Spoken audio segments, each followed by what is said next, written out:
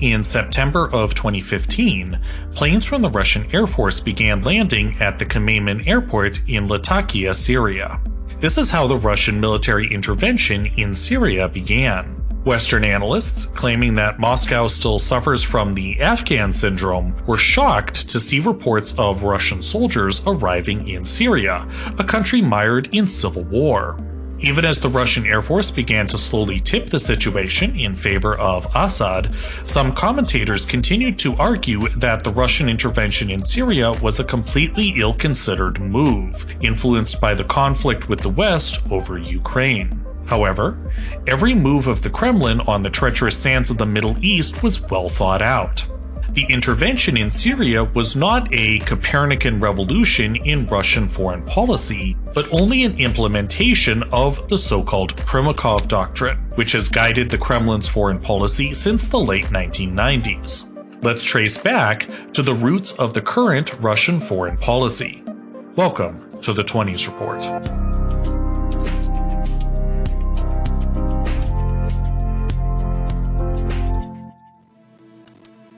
The episode's partner is NordVPN. By using our link nordvpn.com/gtbt, you will support the channel while getting preferential conditions when purchasing a 2-year plan. Russian Kissinger.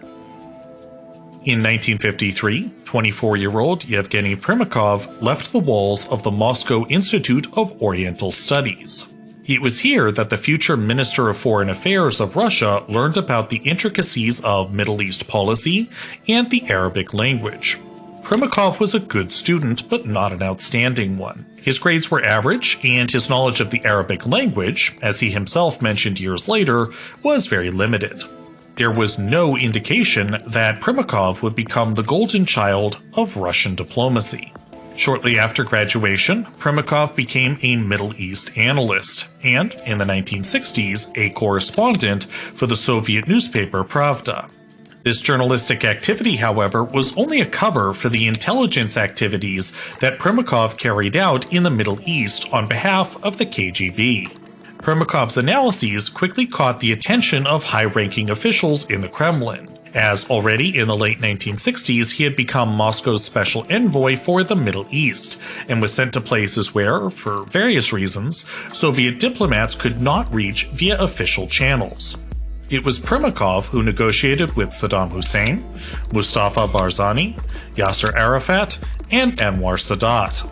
It was also Primakov who, in the 1970s, on the personal orders of Brezhnev, held secret talks with the Israelis on the resumption of diplomatic relations that had been severed after the 1967 war. Soon the world of great politics opened up to a young and ambitious diplomat.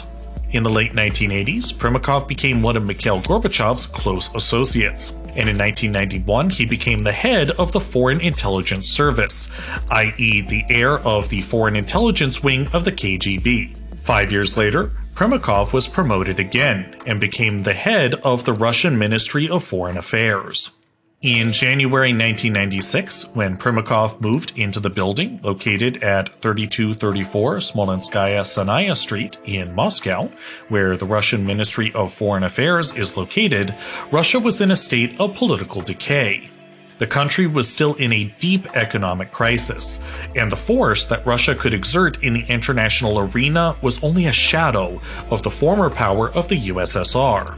The USA, as the only remaining world power, independently shaped the international order, such as in its intervention in Kuwait and Iraq in 1991.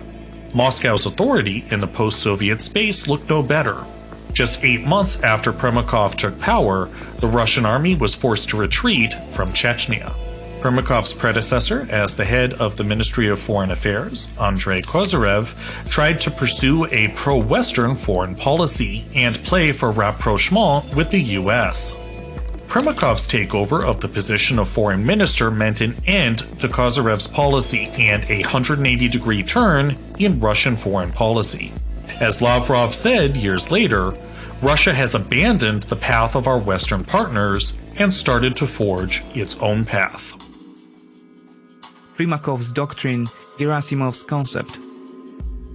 Primakov argued that a unipolar world in which there is only one global center of power, i.e. the USA, runs counter to Russia's vital interests.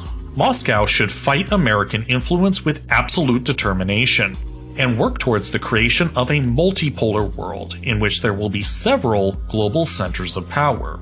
However, Primakov was aware that Russia was unable to compete with the US on an equal footing.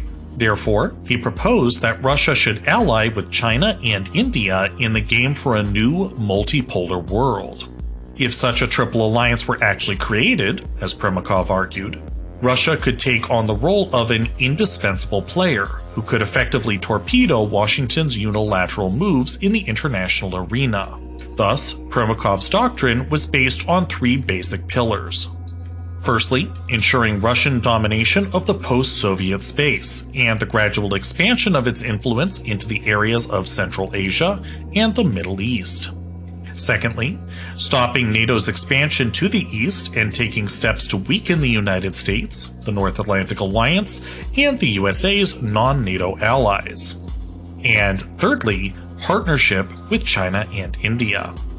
According to Russia, while the unipolar world, one with a single global power center, is almost devoid of the risk of a global conflict, it is nevertheless characterized by enormous chaos and instability. This is reflected in smaller local conflicts, such as the war in Yugoslavia or Saddam Hussein's invasion of Kuwait. In turn, a multipolar world, requiring coordination of actions by superpowers, according to Primakov, would put an end to chaos and bring about peace based on consensus. It can be said that Primakov, to some extent in his doctrine, was calling back to the so-called concert of powers. That is, the geopolitical system that prevailed in Europe after the Congress of Vienna in 1815. The main principle of this system was to maintain the balance of power in Europe and prevent the emergence of a European hegemon. Thus, in the second half of the 1990s, the Primakov doctrine was developed.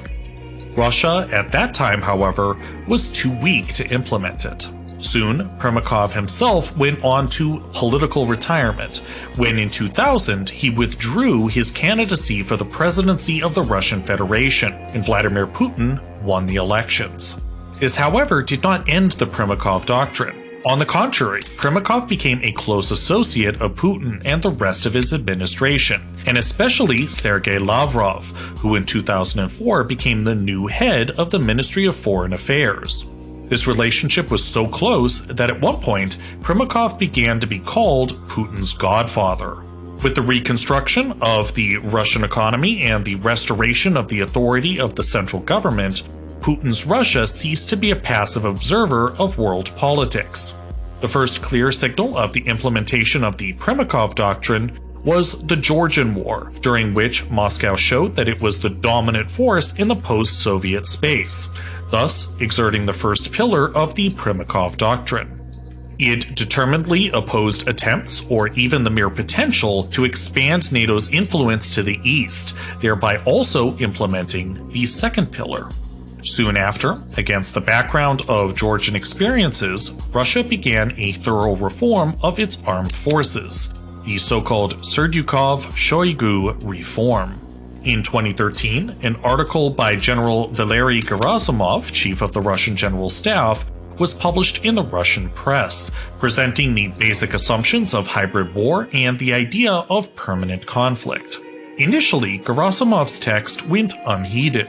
It was not until a year later that it began to be massively distributed in the West, when Russia invaded Crimea, and Moscow's actions in this war seemed to be taken straight from Gerasimov's article. In the West, the sensational-sounding term Gerasimov Doctrine was coined and introduced as the main driving force of Russian foreign policy. The problem, however, is that the so-called Gerasimov Doctrine is not actually a doctrine, but only a concept of introducing Primakov's doctrine at the operational level.